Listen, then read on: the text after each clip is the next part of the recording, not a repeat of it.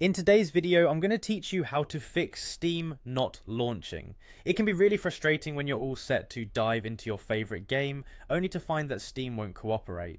Don't worry though, we've got you covered with some straightforward steps to get everything back on track in just a few minutes. First, let's start by opening the Task Manager. You can do this quickly by pressing Ctrl, Shift and S all at the same time. This handy little tool gives you a glimpse into everything that's running on your computer right now. Once you've got the Task Manager open, head over to the Processes tab. This is where you'll find a list of all the applications chugging away in the background. Scroll through until you locate Steam in this list. If you see it, it means Steam didn't close properly, and this may be causing the issue. Now you need to give Steam a little nudge, right click on the Steam process and select End Task.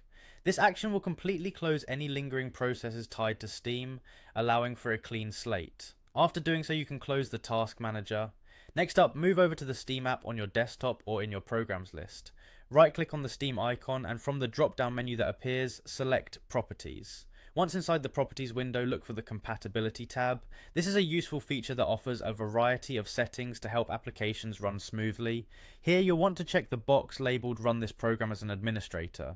Doing this ensures that Steam has all the permissions it needs to run properly. It's like giving Steam the keys to your digital kingdom, so to speak.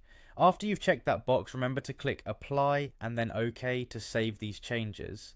Finally, if you're still having trouble after following these steps, you might need to consider uninstalling and then reinstalling Steam.